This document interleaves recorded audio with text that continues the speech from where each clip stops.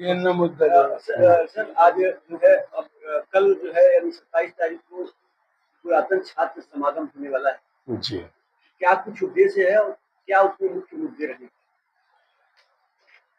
देखिए, उत्तर प्रदेश की या देश की राजनीति में छात्र संघों की राजनीति का बड़ा महत्व रहा है।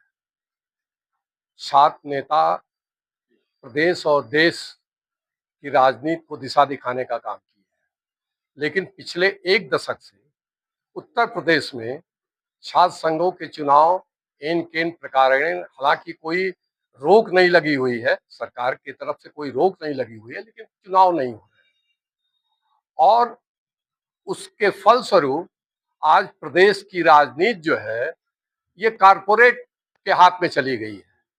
जनसाधारण के हाथ से निकलकर कारपोरेट के हाथ में चली गई है और पूरे प्रदेश को कारपोरेट सरकार को चला रहे हैं।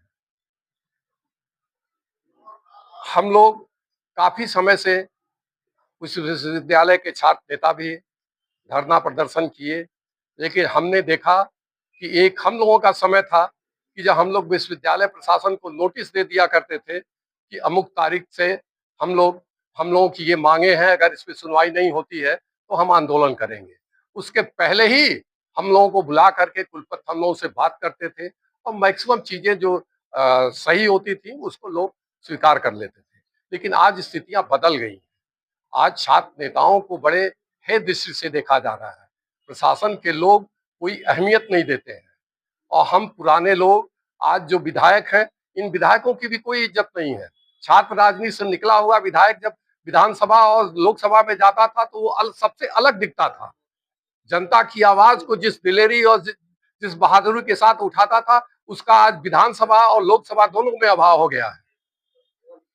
तो हम लोगों ने ये सोचा कि इस प्रदेश की राजनीति को नई दिशा देने के लिए और छात्रों और छात्र संघों की जो चुनाव पे रोक लगे हुए हैं, सबसे पहले तो इसका चुनाव कराया जाए। हम लोगों के पहले के भी छात्र संघ के जो पदाधिकारी हैं, हम लोग तो 84 में थे, उन लोगों के ऊपर भी अभी भी आपराधिक मुकदमे हैं। उन मुकदमों को समाप्त किया जाए, वापस लिया जाए। गोरखपुर विश्वविद्यालय को केंद्रीय विश्वविद्यालय का दर्जा दिया जाए और छात्र संघ को पे अब इस तरह की व्यवस्था बनाई जाए कि प्रतिवर्ष छात्र संघ का चुनाव अगस्त या सितंबर के एक निर्धारित डेट पे जो है प्रतिवर्ष कराया जाए। जो है ये हम लोगों की मेन मांग है।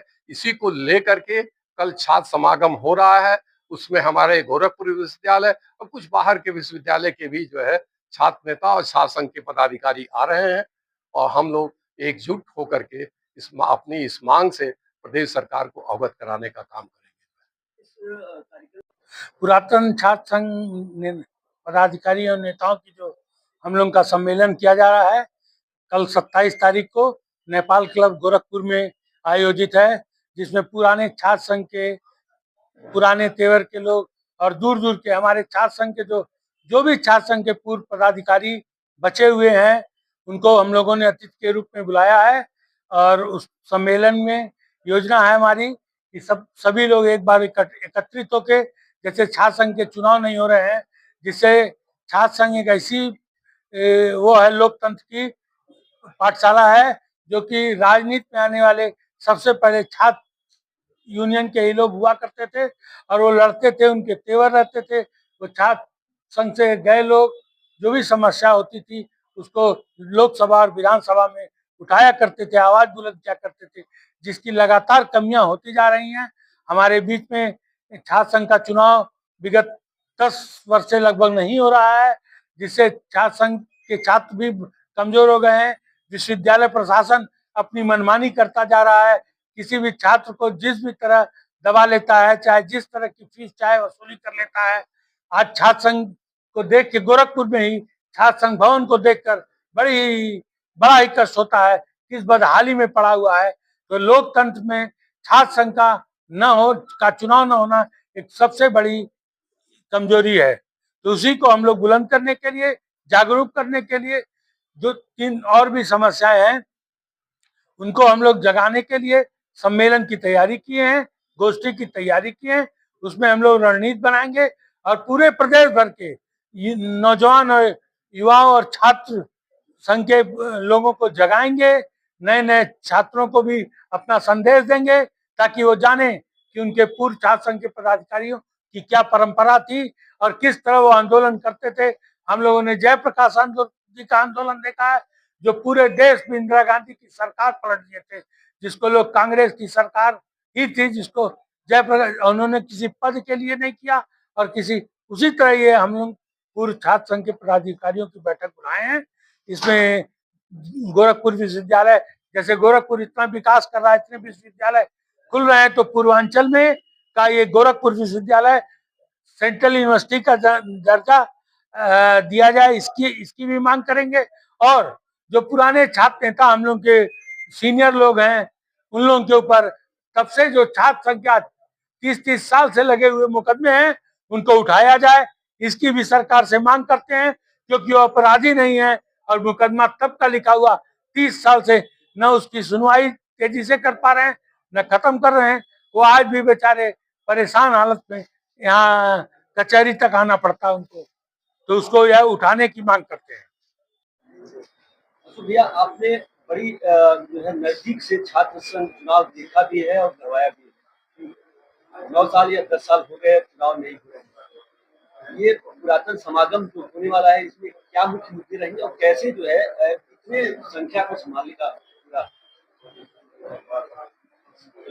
देखिए, ये जो छात्र संघ पदाधिकारियों का सम्मेलन है, इसकी केंद्रीय मांग है कि जो उत्तर प्रदेश के विश्वविद्यालयों में छात्र संघ के चुनाव स्थगित हैं, उनकी बहाली की,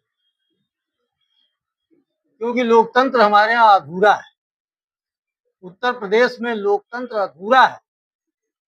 उत्तर प्रदेश में पंचायत तक के चुनाव होते हैं, नगर पालिका और टाउन एरिया तक के चुनाव हो रहे हैं नियमित, हर 5 साल 6 साल। लेकिन सिर्फ डर है अगर किसी को, तो विश्वविद्यालयों और महाविद्यालयों से, जिसको कहा जाए कि जो विश्वविद्यालय है, जो लोकतंत्र की नर्सरी, जहां पर इस देश का युवा नेतृत्व बनता है। आप विश्वविद्यालय को लोकतंत्र से विहीन रखेंगे, उच्च शिक्षा के संस्थान को लोकतंत्र से विहीन रखेंगे, वहां लोकतंत्र की कोई चेतना युवाओं में विकसित ही नहीं होने पाएगी। उसी का परिणाम है कि आज पूरी राष्ट्रीय राजनीति पर कॉर्पोरेट्स का कब्जा है, जैसा कि इन्होंने चंद्रप्रकाश जी ने कहा। कॉर्पोरेट्स का कब्जा है, ऐसे लोगों का कब्जा है जिनकी कोई राजनीतिक पृष्ठभूमि नहीं है, जिनके पास पैसा है वो राजनीति में प्रमुख हो जा रहे हैं। लोगों ने जनता के लिए संघर्ष करने का, लोगों की समस्याओं पर लड़ने का कोई इस तरह की संस्कृति नहीं विकसित हो रही है। तो इसलिए जो छात्र संघों का चुनाव है, ये मेरा ये मानना है कि इसको स्थगित रखने का मतलब है कि इस देश की 40% आबादी, जो युवा आबादी है, वो उस आबादी को लोकतंत्र से वंचित रखना, क्योंकि वो उनकी अपनी संस्था है। 18 वर्ष का नौजवान इस देश की संसद और विधानसभा में सांसद और विधायक चुन सकता है, लेकिन अपना छात्र संघ नहीं चुने। ये कौन सी बात हो गई भाई? इससे बड़ा कोई विद्रूप हो नहीं सकता। इसलिए यदि उत्तर प्रदेश में लोकतंत्र की पूरी प्रक्रिया को पूरा किया जाना चाहिए और लोकतंत्र आधा अधूरा न रहे, इसके लिए सबसे बड़ा जरूरी है कि छात्र संघों की बहाली की जाए। दूसरा मुद्दा है मुकदमे। हम लोग कोई अपराधी नहीं थे भाई। हम लोग छात्रों के मुद्दों को लेते हुए राष्ट्रीय मुद्दों पर हम लोगों ने आंदोलन किए थे। और क्या किया था? हम लोगों ने धरना किया था, प्रदर्शन किया था, ज्ञापन दिया था, यही तो जुर्म किया था। और अभी भी वो मुकदमे चल रहे हैं। हमारे बहुत सारे जो पुराने छात्र संघों के पदाधिकारी हैं, 70 साल 75 साल की उम्र में तारीख देखने जा रहे हैं कचहरी में। जो हॉस्पिटल तक जाने को समर्थ नहीं है, वो तारीख देखने जा रहे हैं कचहरी। हम लोगों ने कई बार अपील की थी, पिछली बार माननीय महामहिम जी से भी, जबकि उत्तर प्रदेश में थे, उनके समय में कुछ लोगों के वापस हुए थे, लेकिन बहुत सारे लोगों का रह गया। तो फाइलें सब तैयार होंगी, इस पर एक जनरल आदेश होना चाहिए कि भाई बहुत सारे लोग अपने अपने मुकदमे वापस करा लिए। तो हम लोग कौन सा गाय मारे हुए हैं भाई? हम लोग के भी मुकदमे वापस होने चाहिए ना, हम लोग अपराधी थोड़ी। और इसलिए ये एक दूसरी प्रमुख मांग है।